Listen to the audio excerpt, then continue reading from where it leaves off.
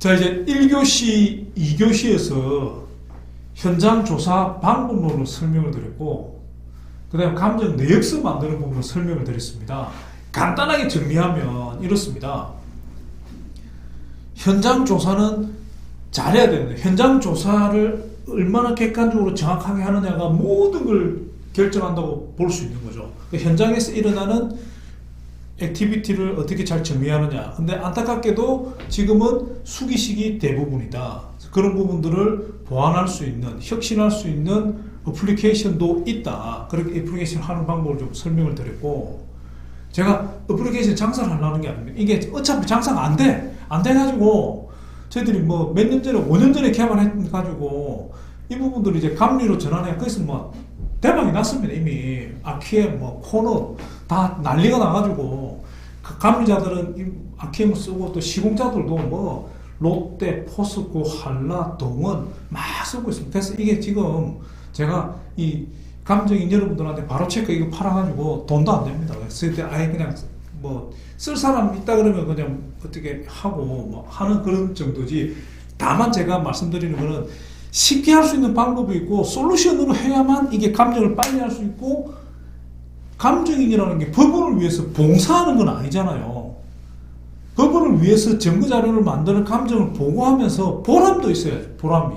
자기가 자기 품을 들여서 자기로 그 보람이 있어야 이게 계속 유지 가능한 거 아닙니까? 그걸 좀 더 많이 느끼기 위해서는 효율적인 방법을 해야 된다는 겁니다. 그런 차원에서 지금 어플리케이션 말씀드린 거고, 감정 내역서 바로 코스도 딱 마찬가지입니다.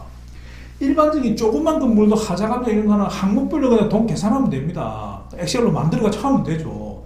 그런데 아파트가 300세대, 400세대, 1000세대, 2000세대짜리 아파트는 집합 건축물대로 다 만들어줘야 되니까 너무너무 이게 일이 많은 겁니다. 그걸 다 이제 다른 형태로 막 만들다 보면 엑셀로 자기 스타일 이게 어디로 가야 될지도 모르겠는데 너무 많으니까 표준형 감정 내역서 양식이 있다. 원가 일체형 감정 내역서가 있고, 그 내역서에 맞춰서 하면 아주 심플하게 만들 수 있고, 좀 더 효율적인 거는 바로 코스트라는 걸로 그냥 프로그램 두드리면 그냥 입력만 하면 수량산출서 단값서 넣으면 쭈쭈쭈 해가지고 그냥 만들어 준다는 거죠. 그게 이제 감정사로서 활동을 하시면서 그런 게 있구나, 내가 할 거냐 안 할 거냐 그 정도만 하면 일단 이 감정인으로서 좀 어느 정도 위치는 되는 거잖아요. 근데 그런 게 있는 줄도 모르고 이걸 어떻게 이거만 하면 그게 답이 안 나오는 거죠.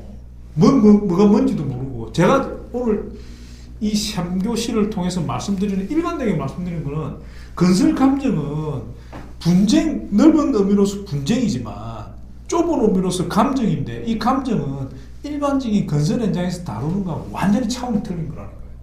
재판을 하는 거잖아요. 재판을 판사님하고 원고 피고가 있고 남의 송사에 끼어드는 거잖아요. 전문가로서. 그러니까 아주 중요한 증거 자료가 되는 거거든요. 그러니까 책임감도 있어야 되고 공정성도 있어야 되고, 그런데 전문성이 담보가 돼야 되는 겁니다. 그러기 위해서는 상대방에게 신뢰를 줘야 되고, 신뢰를 정말 주기 위해서는 객관적이고 합리적이고 우수한 감정서를 내놓는 것밖에 없는 겁니다. 그러기 위해서 솔루션을 사용하잖아요. 자, 이제 감정서 작성 방법은, 감정서는 현장 조사서와 내역서는 자동화되는데 감정서는 엑셀로 쓰는 거죠. 엑셀로 쓰시는 분도 있고, 감정서는 이제 한글, 아래 한글로 주로 많이 쓰시죠. 이 부분은 잘 써야 되는 거죠. 잘 써야 되는데, 이 부분은 뭐 자동화라는 부분들은 잘 쓰는 거죠. 어떻게 잘 써야 되느냐를 가지고 좀 설명을 좀 드리겠습니다. 감정서 포맷을, 구성을 좀 설명을 드리면서 가요. 이 문제점들은 아까 거의 좀 한 거니까 넘어가겠습니다. 업무 쉴 때도 우리가 이게 중복되는 이야기라 가지고 넘어가겠습니다.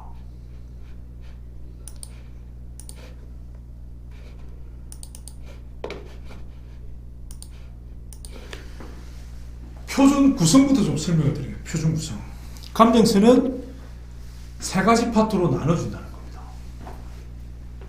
기본적으로 감정서가 맨 처음에 나오고, 여기 이제 감정 결과를 요약한 내용들이 딱 정리가 된 내용 항목 나오는 겁니다. 여기에 내역서가 있고, 감정 내역서, 그 다음에 현장 조사서, 또 보통 이걸로 끝나는데 이게 작은 건물들을 한 건에 묶이는 거죠. 한 건에. 근데 공동주택 같은 거는 구분하는 거, 색깔도 노란색, 파란색, 뭐 초록색 돼 있는 거죠. 이게 보라색으로 기타 자료들이 엄청나게 많다. 그러면 뒤에 또 별도로 첨부해 붙이는 겁니다. 그리고 감정 요약문도 이렇게 뭐 만들고, 요즘 것도 잘 안 만드는 것더라고요. 보고서, 내역서, 현장 조사서, 기타 자료 이렇게 식으로 간다는 겁니다. 지금 우리가 거꾸로 거슬러 오는 겁니다. 그죠? 조사서에 대한 이야기를 했고, 내역서에 관한 이야기를 했고, 이제 보고서에 관한 이야기를 합니다. 보고서는 어떻게 구성이 되느냐? 제출문, 뭐 감정 수행 경과, 감정 요약문, 개요, 뭐 이런 식으로 됩니다. 이걸 좀 자세히 설명을 드리겠습니다. 이 서식도 있습니다. 서식. 이 감정 실무에 다 나와 있습니다.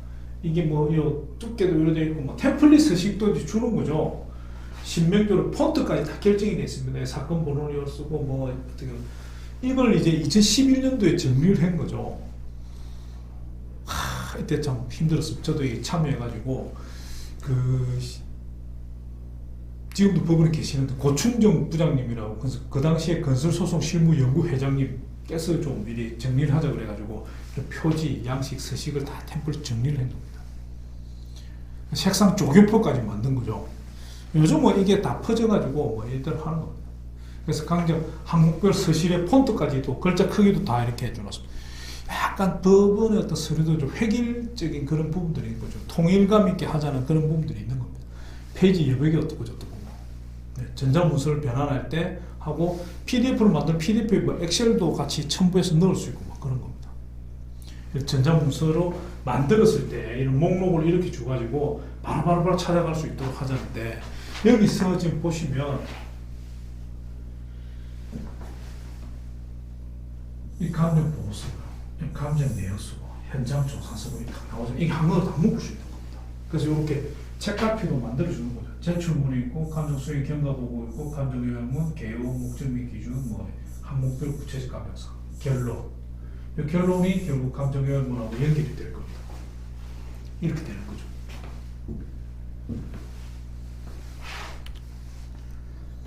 보고서를 좀 강론으로 들어가 보겠습니다. 보고서 목록은 제가 좀 더 설명드리니까 바로 강론으로 들어가겠습니다. 수행 경과 보고가 뭐냐? 수행 경과 보고. 감정인이 실제로 감정을 수행하면서 있었던 일들을 적자는 겁니다. 그래서 감정 기일이 며칠날 있었고, 제출 기한이 언제로 정했었는데, 실제 제출일은 얼마나 했고, 왜 제출이냐, 현장 조사를 늦었다. 최근 작년하고 올해 이루어진 감정은 거의 다 늦어지고 있는데, 코로나 때문에 현장 조사가 지금 안 되는 겁니다. 이런 식으로 적자는 거죠. 그 다음에 제출 서류는 뭐 있고, 어떤 게 있고, 뭐 이런 식으로 딱 적는 겁니다.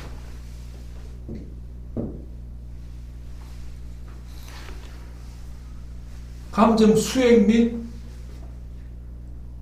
업무 경과, 당사자, 관계자 접촉 경과표도 적게 되어 있습니다. 그래서 매달 며칠 날, 요즘은 거의 다 착수회를 하잖아요. 착수회를 하고, 착수회에 누가 참석했고, 자료를 뭘 주고받았고, 그 다음 또 여러 가지 조사하면서 이래 과정들이 있었다는 걸 쫙 정리를 해서 넣잖아요. 그럼 판사님들이 나중에 봤을 때, 이 감정인이, 지금은 중요한 게 공정성, 신뢰성이라니까요.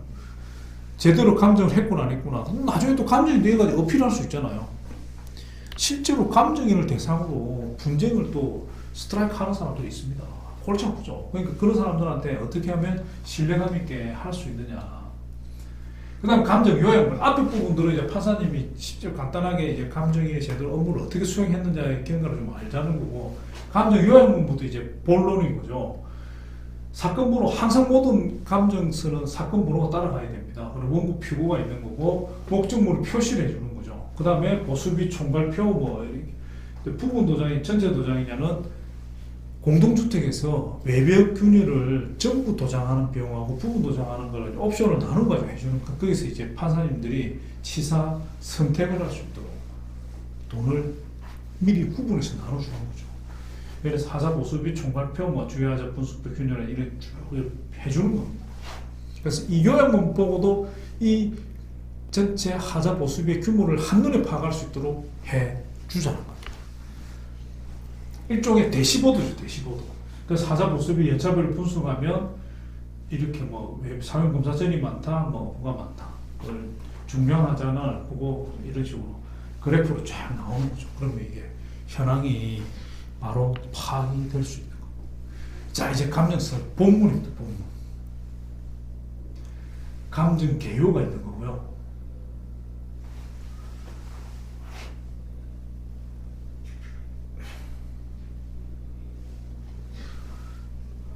저는 이제 본이라는 표현을 좀 빼고 이라는 걸로 하자는데 하여튼 뭐 본도 쓰고 이도 쓰고 합니다. 본은 약간 일본식 표현이라는 거죠. 감정 대상물에 대한 이 감정의 전체적으로 언제 뭐 조사를 했고 뭐 뭐를 제외했고 이런 식으로 쭉 정리를 하는 거죠. 근데 이걸 문장을 좀 나눠서 해야 되는 겁니다. 한 문장으로 쓰시는 분도 있는데 이게 좀 뭐 바람직한 건 아니에요. 문장을 나눠가지고 그다음 감정 목적 및 기준 신청 사항 분류표. 신청 사항 분류표가 뭐냐?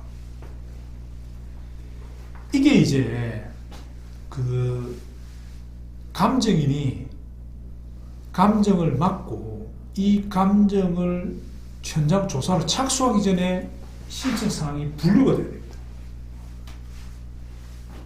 이 신청 사항이 뭐냐? 원고든 피고든 하자에 대한 감정을 요청하는 측에서 감정 목록을 하자 목록을 정리를 하거든요. 1번부터 10번까지. 근데 그 사람들은 전문가가 아니잖아요. 그냥 하자 피해의 당사자잖아요. 항사 피해. 그래서 이런 하자를 주장하는 거죠. 근데 하자는 기술자들이 보면 기술적으로 구분을 할 수 있는데 그냥 비전문가가 봤을 때는 현상을 설명하는 걸로 나오는 거예요. 현상을. 이게 아주 중요한 포인트입니다. 그게 무슨 이야기? 예를 들어서 물이 새는 거죠. 천정에. 그러면 누수하자라고 그러잖아요. 누수라는 물이 새는 현상을 보고 하는 현상.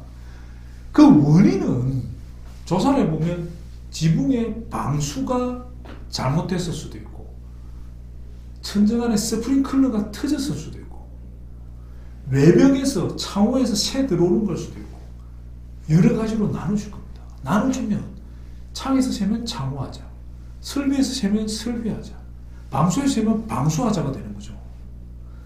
기술자들은 구분이 되면 구분되는 대로 쓰는데 구분이 안 되는 사람은 누수라는 걸로밖에 설명이 안 되는 거죠. 그런 항목들이 굉장히 많은 겁니다. 그러면 또 동일한 내용을 누수하자, 물샘하자, 뭐 물이 비침 이런 식으로 또 쓰는 경우도 있습니다. 그런 내용들을 정리를 해가지고 어떻게 조사할지 항목을 구분해가 정리를 해줘야 돼요. 그래 그 부분들을 빠지지 않고 조사를 하고 그런데 그걸 내 마음대로 수정해버리면 이 사람은 나는 10개를 신청했는데 이걸 줄여보니까 누수하자, 물샘하자, 물비침하자 이렇게 썼는데 누수하자는 하나밖에 없잖아요. 하나로 하면 되는데 이걸 하나로 썼다는 걸 설명을 해줘야 되잖아요. 그런 설명표라고 생각하시면 돼요. 감정 신청사항이 너무 많은 데다가 중복대로 더 많아서 정리를 해줘야 되는 겁니다. 이게 아주 중요한 포인트입니다. 그래야 현장 조사할 때 이 포인트대로 할 수 있는 겁니다. 그래서 균열은 1번에 균열 쓰고 실제 목록에서는 13가지 목록인데 1번 쓰고 13번에 균열을 쓸 수도 있잖아요. 그럼 이걸 모아가지고 이렇게 짜집게 이게 재분류를 하는 거죠. 그래서 원래 하자 신청한 번호는 몇 개인데 이렇게 했다 이렇게 써주는 겁니다.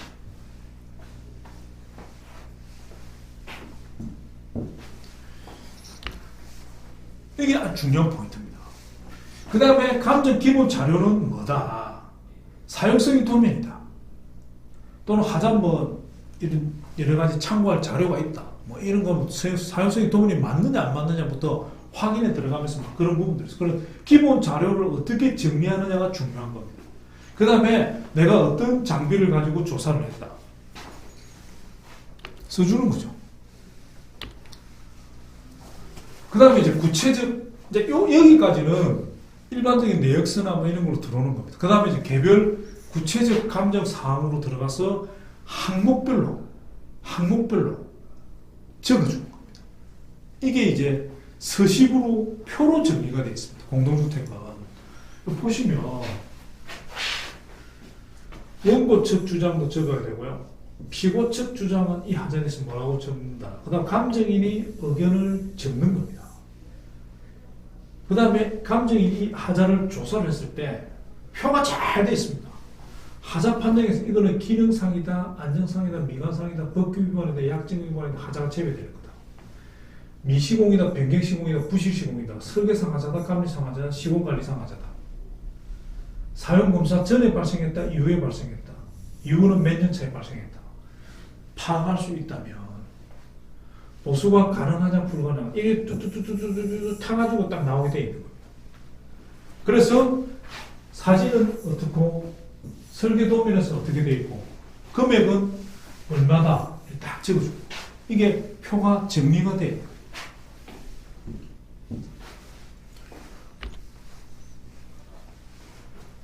좀 구체적으로 설명드리면 이렇게 좀 키우면 일이 되는 거죠. 그래서 미시공이다, 변경시공이다, 부실시공이다. 설계상, 감리상 뭐 일부는 보통 요 안에서 이제 되는 거죠. 이게 쭉 따라가게 돼 있어요. 이 시트는 표준 서식입니다. 표준 서식. 나는 저렇게 안 할 다르기만 안 되는 거죠. 딱 이렇게 만들어야 되는 겁니다. 이게 고준영 부장님이 만드신 거라니까.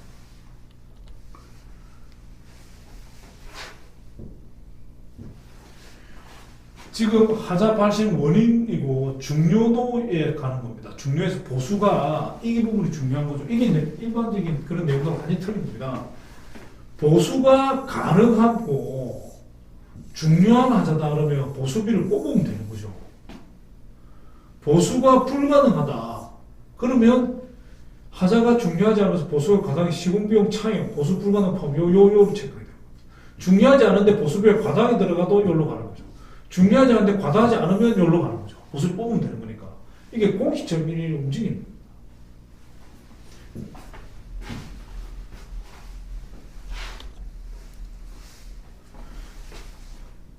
중요하지 않고 보수비 과다하게 차익으로 간다면 이런 식으로 하는 거죠. 책임기간 구분도 밑에서 탁탁탁 표를 보면 탁탁탁 이렇게 흘러내려가도록 되어 있습니다. 논리적으로 하자, 판정, 원인 하자 제외되면 할 필요도 없는 거죠. 그럼 사용관리상 하자도 할 필요가 없는 거죠. 이게. 사용관리상의 문제로 판단되면 사용관리자의 문제니까. 그 다음 발생 시 하자라고 요 안에 들어오면 다시 쭉쭉쭉쭉쭉쭉 이렇게 딱 내려가게 돼. 그다음 담보 책임 기간 시간이 들어가는 겁니다. 하자 공동주택 하자 소송의 특징은 시간을 가지고 합니다. 시간.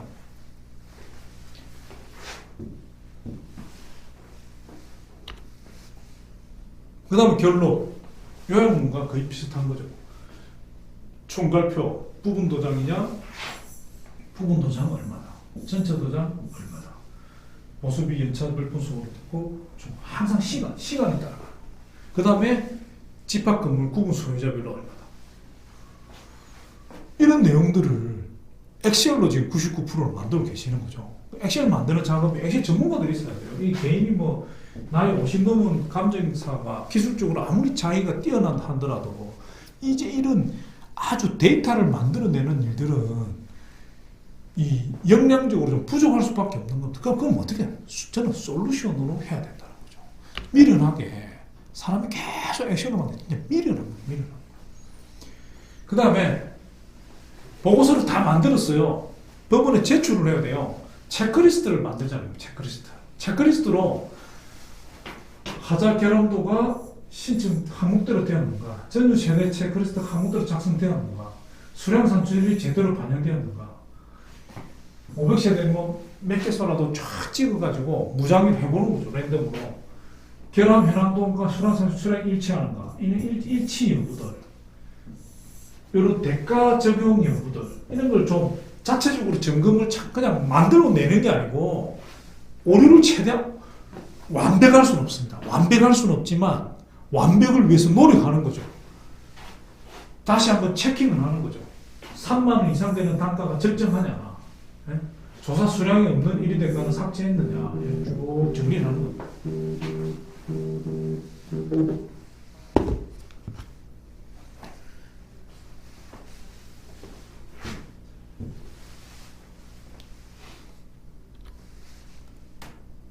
쭉 체크.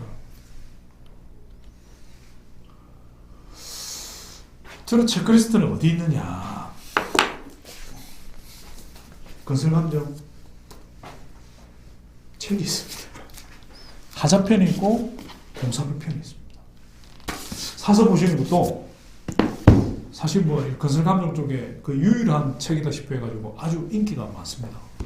좀 괜찮을 것 같고, 지금 이런 데 대한 방금 체크리스트 이런 표들이나 이런 뭐 이런 감정이 필요한 여러 가지 자료들은 저희들이 바로 체크 카페가 있습니다. 카페에 올려놓고 이렇게 해놓고 있습니다. 그게 참여하십니다. 제가 나름대로는 약간 좀 특징을 가지고 저희들이 하려고 그러는데,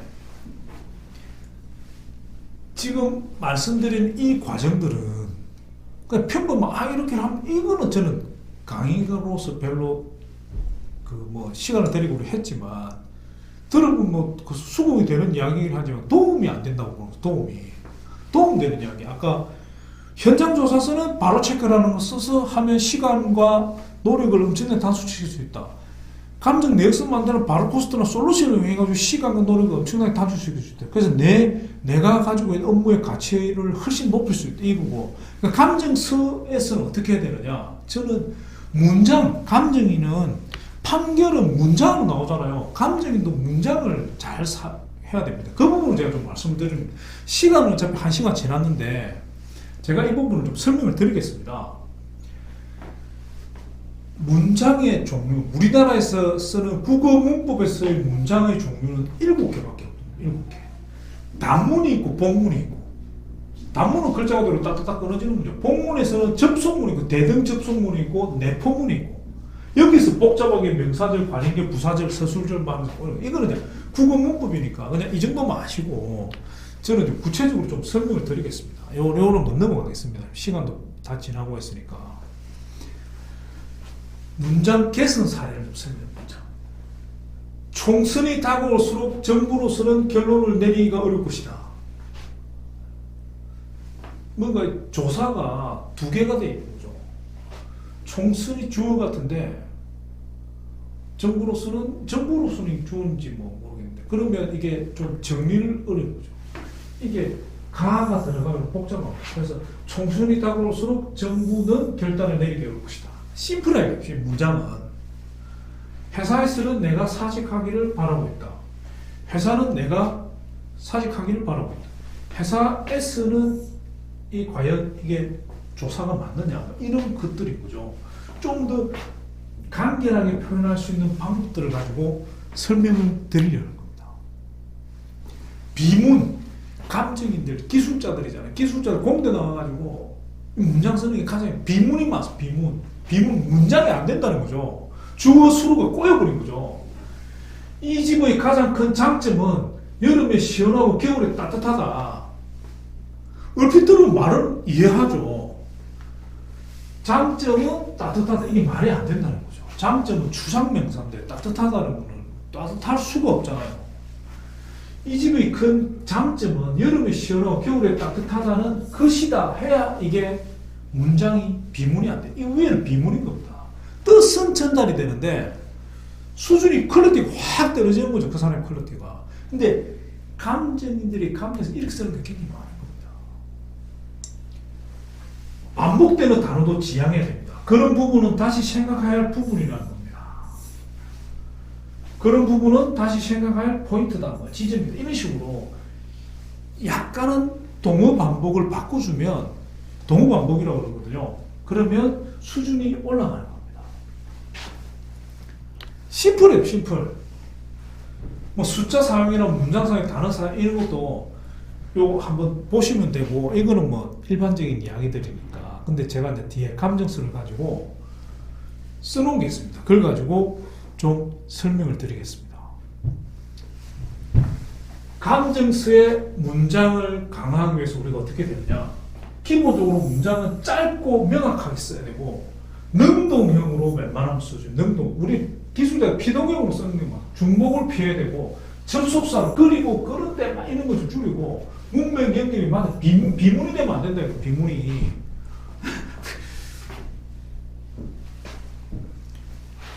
제가 국어학자는 아니지만 문장을 짧게 쓰고 중복되는 단어 피하고 접속사를 줄이고 능동형으로 쓰고 문맥 연결이 맞아야 된다는 겁니다. 이걸 이제 뒤에 감정서로 제가 설명을 해놓은 게 있습니다. 감정서는 기술을 다루는 거잖아요. 그 사항에 대한 부분들을 기술적인 전문가가 정확하게 정리해 주는 글이 아주 중요한 부분이 있습니다. 이런 공동주택은 아까처럼 표로 만들고 막 이래가지고 하면 대충 끝날 수도 있는데 이제 감정 보완이라는 게 날라옵니다. 그러면 그 사항에 대해 가지고 설명을 해줘. 설명을 감정인이 글로 써줘야 되거든요. 경위와 결과에 대해서 써줘야 되는 겁니다. 사실 인정에 대한 부분을 정확하게 표현해야 돼요. 감정 의견 이게 행간에 뭐 뜻이 그런 거 안 되는 겁니다. 정확하게 명확하게 이야기를 해줘야 되는 거죠. 감정 결론과 논리적인 이유를 설명해야 돼요. 전문 용어를 가급적이면 안 쓰면서 쓰더라도 해석을 딱 해줘야 돼요. 기술적인 문제, 전문용 법칙, 조사 방법 이런 것도 다 정확하게 내가 어떤 방법에서 조사를 했다. 써줘. 글로 써요. 그래서 감정 상황과 의도를 충분히 숙지시키는 겁니다. 이게 아주 중요한 겁니다. 감정인이 감정 내용을 글로 표현하는 부분들이 대학을 한쪽 만든 거예요. 이제 본 감정설을 가지고 한번 해보겠습니다. 본 감정 대상 건축물은 어쩌고저쩌고 무슨 건축물로서 어쩌고저쩌고 실시하였습니다. 이걸 하나, 둘, 셋, 넷, 다섯, 여섯, 일곱 줄을 한 문장으로 써요. 한 문장으로. 옛날에는 이리 썼는데 지금은 문장을 짧게 끊어야 돼요. 그 다음에 구분 소유자의 전유 세대는 이것도 한 문장으로 쓰는 거. 어째 방문하여 뭐뭐 반영하였습니다. 조사, 이게 건축물은 실시하였으면 일단 이게 비문이죠. 조사는 반영하였으면 조사 아까 이상해. 또 한 문장, 요것도 한 문장. 외벽에 존재하는 균열 보수공법은 뭐뭐였으면 부분 면적은 그러니까 주어의 비문에 뭐가 꼬여버렸어. 뜻은 알겠어. 풀어야 돼. 풀어. 부모상의 철근 콘크리트 119조의 건축물은 뭐뭐 용도로서 공동주택입니다. 뭐 규모로서 현재 용도는 공동주택으로 뭐 사용하고 있습니다. 뭐 공동주택입니다. 본 감정인은 위 건축물에 대한 문장을 꺼내야 됩니다. 원고의 감정상을 감정하기 위하여 11cm부터 뭐뭐 실시하였습니다. 본 감정인은 뭐 실시하였다. 주어 수를 딱 주수를 맞추는 거죠. 그 다음에 전유주 조사에 대해서는 사회 뭐뭐 방문조사 실시하였다. 그 결과 뭐 99.1로 문장을 기본적으로 한문 두 줄이 되면 문장을 끊어야 된다 생각하시면 됩니다. 외벽균열 보수 비용은 마감공사 비용과 같이 산출하였는데 뭐 나누어 반영하였다. 아까 전체 도장, 부분 도장을 따로 나눠준다 말씀드렸잖아요. 그걸 하나로 쓰면 사람들이 읽는 사람 내용은 알지만 복잡한 거죠. 시공 면적은 5,030 뭐다. 문단도 좀 나눠주고 문장 자체도 끊어서 이렇게 끊고 이런 부분들이 필요한 겁니다. 문장을 짧게 끊어야 됩니다. 기본적으로. 그 다음에 짧게 끊으면 주어가 보입니다. 주어하고 수로를 맞추는 거죠. 그 다음에 동어 반복이라고 그러죠. 본 감정 대상 목적으로의 감정 시점을 재판부 지시하에 제시를 감정 시점을 하였습니다.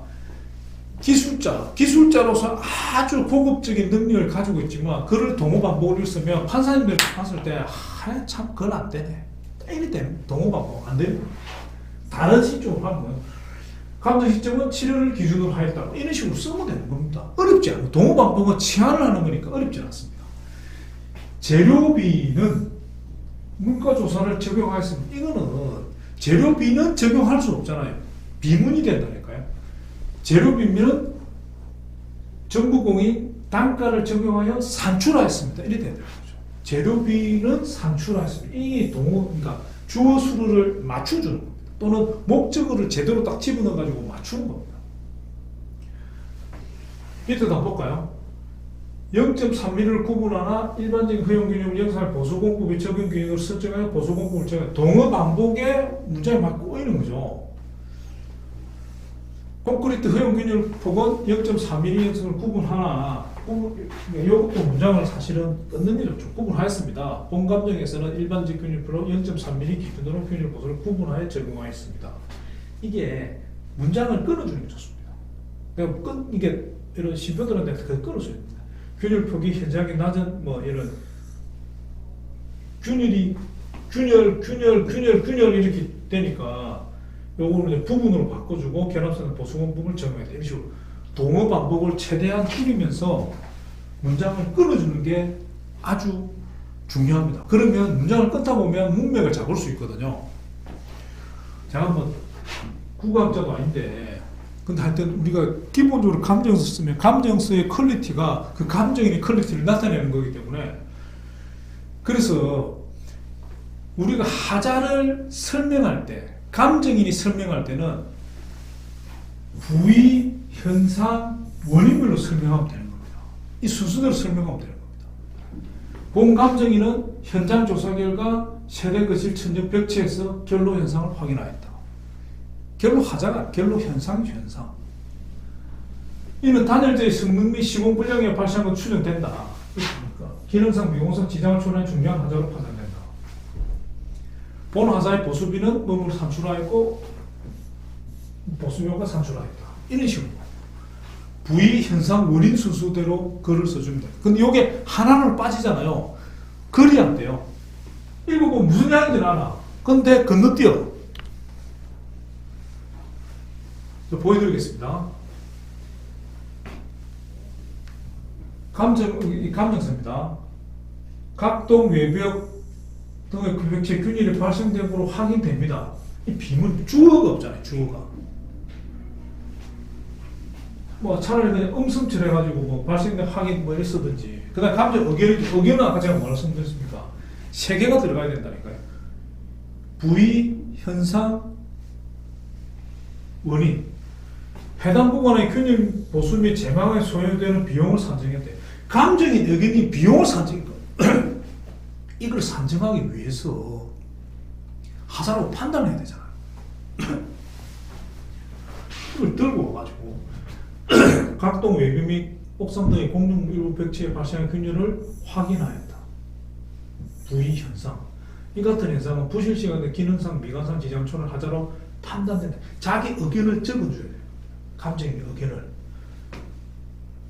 그래야 원인이 결정이 되고 이걸 해소할 수 있는 구조체에 대한 영역 중요한 하자다.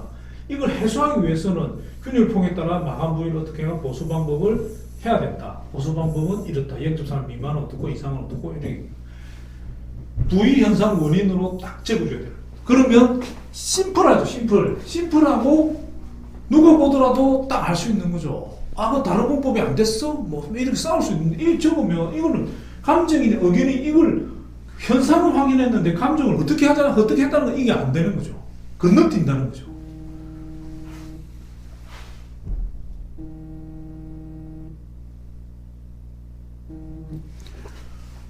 여보세요?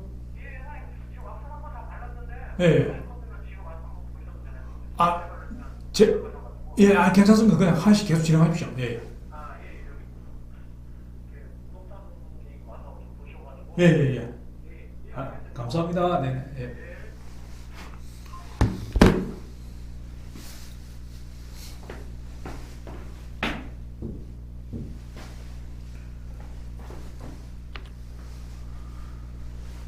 감정 보완해서 문장을 잘해야 될 때가 나오는 겁니다. 보완을 요즘 많이 옵니다. 감정 보완을 요구하는 거죠. 그걸 보통 한 2-4주 내에서 다음 기일 이전에 감정서를 제출해. 이때 감정을 제대로 못하면 뭐가 이제 지적을 많이 받는 그런 경우가 생겨요.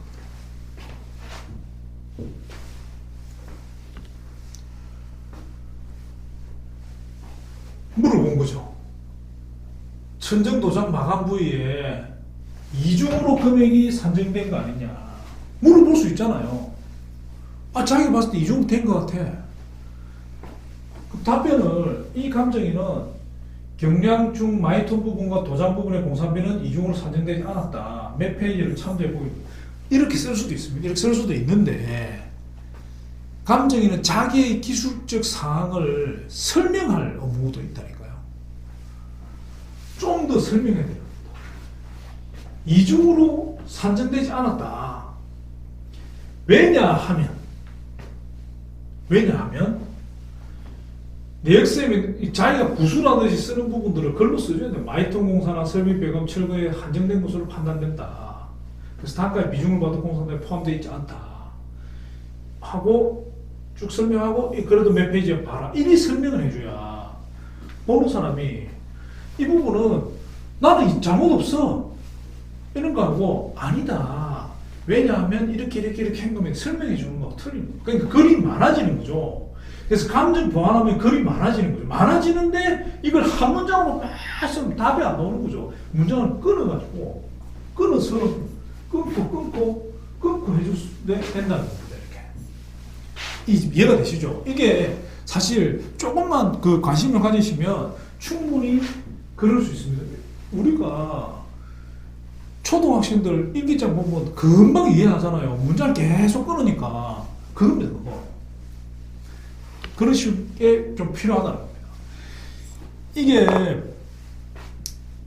그 감정 내역서까지 내역서, 감정 현장 조사서는 솔루션을 설명, 감정 보고서도 전체적인 구성을 한번 설명드리면서 후반부에 제가 감정서를 어떻게 문장을 어떻게 쓸 거냐를 가지고 좀 정리를 한 겁니다. 시간이 좀 많이 지났는데 제가 좀 이거 편집할 때는 좀 약간 줄이려고 합니다. 줄여가지고 정리하겠습니다. 좀 이제 어차피 감정사로서 원래 감정을 잘 하시는 분들이 이 강의를 안 들으시겠죠. 그래서 감정인이 되셨거나 또는 감정을 더 잘해보시고자 하는 부분에서 좀 디테일한 강론들을 좀 챙겨보고 도움이 되는 차원에서 제가 이제 이 세 가지 테마를 가지고 좀 정리를 한 겁니다. 다시 한번 책 이야기를 드리면 책에는 훨씬 더 잘 썼거든요. 제가 책을 쓰면서 이제 문장을 좀 어떻게 좀 잘라 쓰는데 이런 이야기들도 좀 해가지고 정리를 한 거고요. 카페, 인터넷 카페 내부에서 바로 체크 치면 이 건설 감정인 카페가 있습니다. 그걸 제가 운영하는 건데 여기에 좀 이런 자료들도 좀 많이 올려놓고 있습니다. 혹시 이제 그걸 가입하시고 거기도 뭐 1000몇 명 되는데 바로 체크 카페에서 또 필요한 게 있으면 거기 요청하시면 제가 또 웬만한 자료들은 뭐 개별 감정서는 좀 힘들겠지만 웬만한 자료들을 좀 공유하고 보내드리고 이렇게 하고 있습니다. 좀 많이 올려놓기도 했고요. 또 이런 이제 바로 코스트나 바로 체크에 대한 애플리케이션을 뭐 사용해보고 싶다, 바로 코스트 좀 해보고 그럼 따로 연락을 주시면 또 제가 또 상담을 해드리겠습니다. 하여튼 장시간 고생이 많으셨습니다. 건설 감정이라는 분야가 쉽진 않은데 또 이렇게 또 이런 이 프로그램을 통해 가지고 만나 뵙게 돼서 정말 반갑고요. 제가 뭐 33명 뭐 이렇게 이야기를 들었는데 이 감정 하시는데 조금이나마 도움이 되는 강의였으면 좋겠고 또 이걸로 끝나는 게 아니고 또 뭐 바로 카페나 이런 데서 또 개별적으로 뭐 연락 주시면 제가 또 도와드릴 수 있는데 도와드리고 하겠습니다. 하여튼 긴 시간 너무 고생 많았습니다. 하여튼 어려운 시절인데 빨리 코로나가 진정되기를 바라고 건설 감정도 좀 활성화되기를 바라겠습니다. 올 한 해 벌써 3월 말인데 이제 건성하시고 이 강의는 뭐 5월 달에 나온다는 게 지금 촬영은 제가 3월 달에 하고 있습니다. 한 해 건강 잘 챙기시고 화이팅! 하는 한 해가 되길 바라겠습니다. 감사합니다.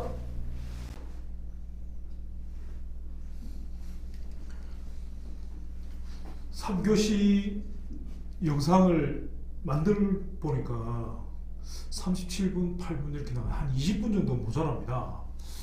그래서 고민을 좀 하다가 스마트 감리 아키엠 하도 요즘 얘기상이 뭐 아키엠 가지고 막 뭐 떠들어서 하니까 궁금하신 분도 계실 거고 또 실제로 우리가 건설 분쟁을 다루면서 어떤 건설 현장의 액티비티를 정리하는 부분들이 어떻게 변화하고 있나 하는 시대적 흐름도 파악해보는 것도 좋은 의미가 있을 것 같아가지고 20분짜리 PPT를 간단하게 한번 만들어 보려고 합니다. 왜 아키엠 또는 뭐 최근에는 여러 몇 군데사가 약간 따라 만들고 있습니다. 왜 그런 스마트 건설 모바일 기반의 어플리케이션이 필요하냐? 지금 보시는 거는 수기식 출입 명부. 우리가 지금 코로나 시국에 음식점에 가면 명부를 적든지 QR코드를 찍지 않습니까? 어느 게 빠르겠습니까? 당연히 QR코드 찍는 게 빠르고 요즘 뭐 카카오스를 흔들면 되는 거죠. 비할 바가 아닙니다. 지금 제가 말씀드리려는 건 바로 이겁니다. 수기식 검척, 수동 프로세스로 공사 현장을 관리할 거냐, 모바일 기반의 디지털 트랜스포메이션을 할 거냐, 바로 이 이야기인 겁니다. 건설 현장에서는 만들어야 될 서류들이 너무 많습니다. 하드카피라고 하죠. 하드카피. 대표적인 게 체크리스트, 시공자와 감리자가 서명을 해야 되는 겁니다. 그래서 협업을 해야 되는 거죠. 시공자가 작성해서 감리자가 확인하고, 그런 서류들 모이고, 여기 뭐 콘크리트 타설 계획서 뭐 어쩌고저쩌고 품질 관리 쫙 모아서 하는 겁니다. 이런 서류들을 계속 대면에서 하드카피로 만들 거냐, 아니면 다른 방법을 찾을 거냐가 지금 이 시점에, 이 시대의 어떤 큰 흐름이라고 볼 수 있는 겁니다. 과다한 감리 서류, 공사 서류에 지친 적은 없습니까? 많죠. 근데 서류가 옛날이나 지금이나 공사를 하는 방식이나 이런 거 비슷한 것 같은데, 법적으로 챙겨야 할 서류는 굉장히 많아진 겁니다. 좀 살펴보겠습니다. 2021년에 건축공사 감리 세부 기준을 좀 살펴보면, 공정별 단계별로 공사 감리 업무 보고를 해야 되고요. 일단 위에서부터 나오고 있어요. 비상주 감리를 좀 내실화하자는 차원에서 계속 강화가 되고 있습니다. 그래서 선검토 후작업 원칙이 되고, 화재 위험 높은 공정은 동시작업 금지가 되고, 2000 화재 때문에. 그다음 시공 과정 사진과 동영상 제출이 의무화되어 있는 겁니다. 시공 과정의 사진과 동영상 제출이 의무화되어 있는 겁니다. 감각이 빠르신 분들은 퍼뜩 알아챌 겁니다. 지금 우리가 분쟁을 다룰 때 시공 과정의 사진이나 동영상을 가지고 싸우지는 않습니다. 그러나 2018년 이후부터는 시공 과정의 사진, 동영상 제출이 의무화되어 있기 때문에 실제 그 시험때 다 올라가는 겁니다. 어떤 과정에 대한 문제를 찾아내고자 하는 부분이 가능하다는 겁니다. 새로운 분쟁의 양상이 생길 수 있는 겁니다. 그리고 공정 단계별 감리 업무 보고도 해야 됩니다. 감리 횟수, 시공 지도, 작업 계획서도 만들어야 돼요. 최소 9일 현장을 나가서 감리를 해야 돼요. 이런 게 감리 기준에 정확하게 표기를 하는 겁니다. 그러니까 옛날에는 사실은 비상주 감리 굉장히 좀 부실했거든요. 마지막에 중서류에 사인만 하면 된다, 이런 개념이었는데, 지금은 그렇게 해서는 견디지 못하는 겁니다. 실제적으로 감리를 수행해라는 겁니다. 그래서 허가권자 감리로 바뀐 거죠. 감리를 서류상 이런 감리가 아니고 허가권자 지정해서 실제 감리 내실화를 따지자는 겁니다. 작년 4월에 이천물류센터에서 무려 38명이 사망한 겁니다. 아주 안타까운 사고인 거죠. 단열재 뿜치를 하는데 영접하고 있었다는 거 아닙니까? 그러니까 이게 불꽃이 튀면서 유전기에 불이 나서 38명이 사망. 이 대형 사고죠. 화재 위험 높은 공 동시작업 금지도 감리자가 챙겨야 되는 부분들. 시공 과정 사진의 동영상을 촬영해야 되는 거죠. 기초공사 철근 100원치, 지붕 슬라브 100원치, 지상 500층방 사무소를 이런 검측을 하면서 다 챙겨. 규모가 있습니다. 지상 3층 이상 규모이기 때문에, 3층 이상 건물이기 때문에 거의 모든 건물에 해당된다고 보시면 됩니다. 그래서 실제적으로 공사 사진이나 시공 과정 동영상을 촬영해야 된다고. 이런 내용들을 정리해서 중간보고서도 중간보고서 완료 보고서가 있습니다. 근데 중간보고서 완료 보고서를 한 번에 제출했거든요. 그렇게 하지 말라는 겁니다. 단계별로 제출해라는 겁니다. 그래서 그 시기도 놓치지 않겠다. 그래서 생각보다는 굉장히 까다로워지고 있는데, 문제는 뭐냐, 하든 안 하든 지켜보고 있다가 나중에 문제가 생기면 잡겠다는 겁니다. 그러면 감리자나 현장 관리자의 업무 로드가 많아지겠습니까? 작아지겠습니까? 당연히 많아지는 거죠. 사진이나 이런 걸 찍어야 돼. 그걸 사진 대지로 만들어야 되고, 또 보고서를 다 만들어 가지고 나중에 한 번에 만들면 다 일일이 그 당시별로 다 만들어 챙겨 가지고 다 스캔해 가지고 집어넣어야 되니까, 이런 서류들을 만들면서 인원도 많이 들어가고 시간도 많이 걸리고, 인원과 시간이 들어가고 원가가 올라가는 거니까 협업을 하는데 여러 가지 문제들이 발생하는 겁니다. 이걸 수기식 수동 프로세스 리드 타임이 굉장히 많이 걸린다고 표현을 하는 겁니다. 생산성이 떨어지는 거죠. 그럼 어떻게 하자는 이야기냐? 왜를 설명을 드린 거죠. 왜 이런 모바일 기반의 어플리케이션이 필요하냐? 4차 산업혁명 시대 건설 현장의 생산성을 높이도록 각종 법규가 까다로워지고 있으니까 그걸 맞추기 위해서는 결국 생산성을 좀 획기적인 방법을 해야 돼. 그럼 어떤 방법으로? 그걸 설명을 드리는 겁니다. 저희들이 개발하는 것은 이미 5년째입니다. 지금 버전 2가 나와가지고 아주 활성화되고 있는데 국내 최초, 국내 유일의 스마트 감리앱입니다. 모바일 기반 클라우드로 돌아가는 겁니다. 아까 보여드린 복잡한 것을 한 방에 어플리케이션으로 모바일로 정리하는 거예요. 태블릿 기반으로 스마트 체크, 스마트 워크, 협업과 체크를 다 할 수 있는 겁니다. 그래서 현장의 액티비티를 아주 쉽게 정리하고 그 정리된 내용을 가지고 감리자나 시공자가 건축 협업을 할 수 있도록 되어 있습니다. 이 부분은 시공자가 감리자가 요 위에 단계는 지금 이제 수기식 수동 프로세스로 건축 서류를 움직였을 때의 단계를 제가 설명을 드린 겁니다. 건축 서류를 만들고 그 내용을 스캔해가지고 보내고 다시 만나가지고 건축 받고 또 시공자 감리자가 서명을 다 하면 그걸 다시 또 스캔해가 서로 나눠주고 사진 동영상을 어떻게 하냐 이거죠. 너무 많습니다. 이 하단은 지금 어플리케이션 콘업을 했을 때 아키엔과 콘업 협업하는 부분입니다. 그냥 땅 끝나는 겁니다. 모바일 기반으로 돌아가는 거죠. 현재 2021년 현재죠. 이게 지금 숫자 표현이 잘못 2020년이 아니라 2021년이죠. 지금 3월달이니까 12,000명이 전국적으로 쓰고 있습니다. 누적 현장이 17,000개입니다. 87만 7천 장 사진이 클라우드에 모여 있습니다. 매일 1,000장에서 2,000장씩 사진이 올라오고 있습니다. 이게 지금 뭘 말씀드리냐면 이런 걸 제가 개발해서 이거 좋습니다라고 말씀드리는 게 아니고 이미 10,000개 넘는 현장에 사용을 하고 10,000명 넘는 사용자가 사용하고 있다는 겁니다. 이걸 알고 계시면 시대의 좀 흐름이 그런 거 다 쓰고 있죠. 이러면 이 사람 좀 아는 사람이 되는데 이걸 모르고 있으면 10,000명이 쓰고 있는데도 이걸 모르고 있다 그러면 처지는 거죠. 건설 감정하고 감리하고 무슨 상관이 있느냐? 제가 말씀드렸잖아요. 건설 현장에서 사신 동영상 데이터가 이제 정부에서 보관하고 있다는 거, 세움터에.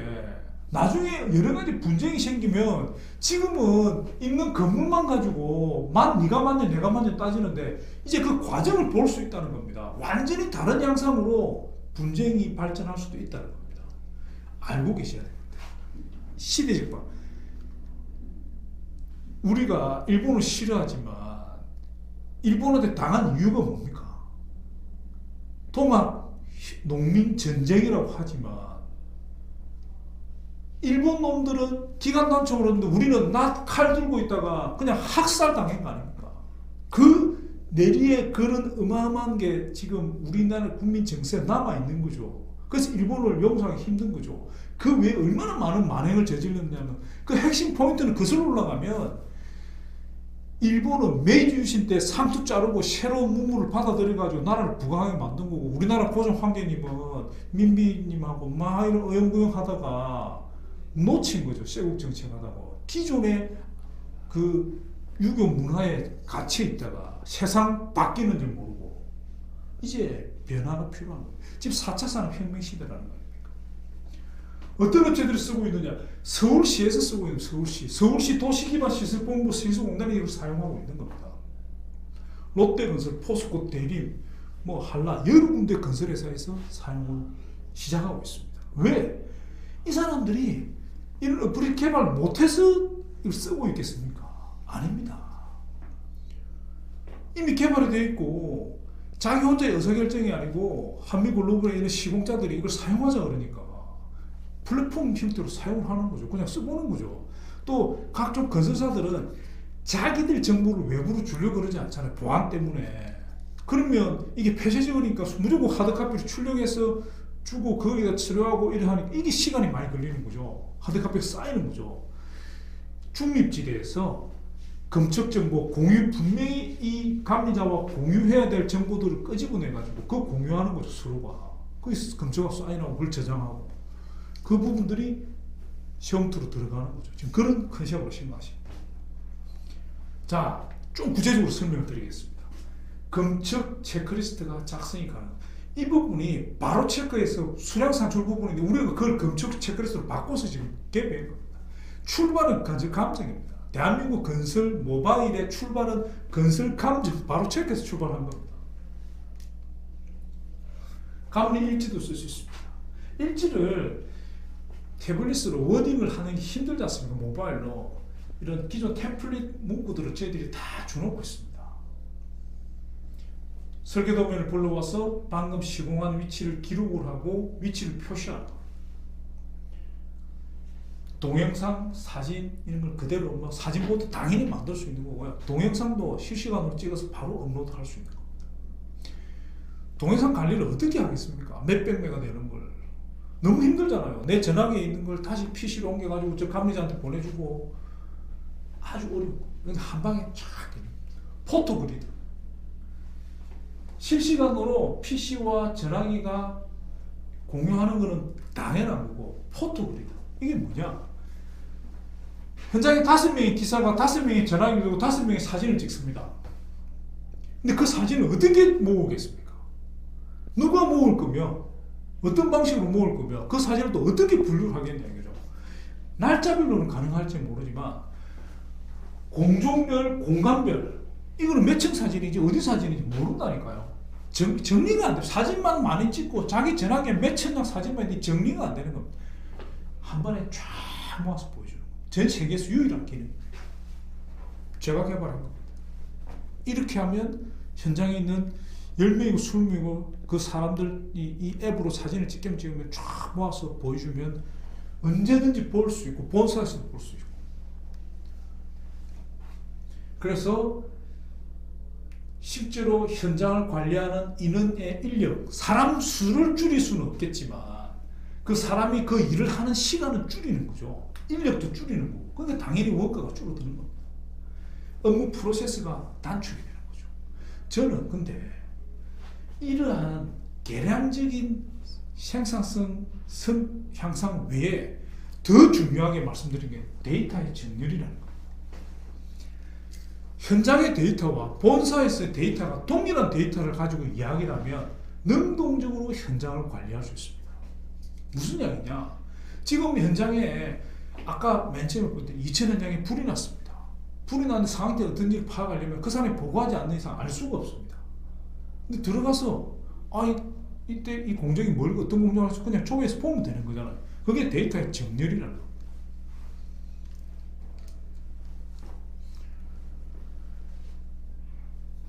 아키엠입니다. 아키엠은 무료가 아닙니다. 유료입니다. 유료. 1년 구독료입니다. 1인당 1년에 33만 원 부가세 포함해가지고. 그래서 기간 1년마다 갱신하는 그런 구조로 했습니다. 12,000명이 사용하고 있고 작년에 30억을 팔았습니다. 소위 대박이 난 거죠. 올해 50억을 목표로 하고 있습니다. 콘업이라고 시공자용도 있습니다. 그 시공자가 현장을 관리하면서 아키엠과 협업을 할 수 있는 겁니다. 시대는 이렇게 간 거죠.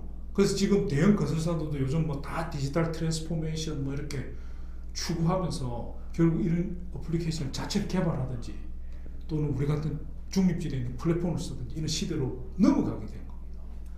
그렇게 간단하고 당연히 느끼지 않습니까? 강의 들으시면. 근데 갈 거라는 게 이미 간 거죠. 이미 와 있는 거죠. 와가지고 돌아가고 있는 겁니다. 교육도 하고 인터넷 카페도 운영하고 이런 지원도 하면서 사용하는 사람들이 아까 말씀드렸죠. 12,000개의 현장 누적 현장이 17,000개가 있다는 겁니다. 그래서 지금 감정을 하시면서 감정하는 것도 아주 중요하지만 또 감리 업무를 하시든 또 현장 관리 하신 업무를 한다 그러면 이런 어플리케이션을 이용해서 현장을 관리해야 되는 시대에 왔다는 걸 인식하시면 되는 겁니다. 카페가 있습니다. 카페. 유튜브에 동영상 매뉴얼도 싹 올라가 있고 뭐 아주 좋습니다. 그래서 저희들이 뭐 건축사 협회에서 교육도 하고 원격으로 교육도 시켜드리고 하고 있습니다. 저는 콜센터도 있어가지고 상담도 해드리고 나름대로 열심히 좀 하고 있습니다. 오류가 생긴다. 막 댓글 올려 여러 매체들이 커피 쿠폰도 보내드리고. 자, 이제 이걸로 정리하면 될 것 같습니다. 지금 이 부분은 2001년 프로코어라는 미국 회사, 미국의 프로코어, 플랭그리드 이런 애들이 지금 시장을 장악하고 있습니다. 2001년, 2010년 이렇게 출발한 겁니다. 2014년도에 아키엠을 이기상이가 대한민국에 처음으로 개발한 겁니다. 없으니까 개발한 거죠.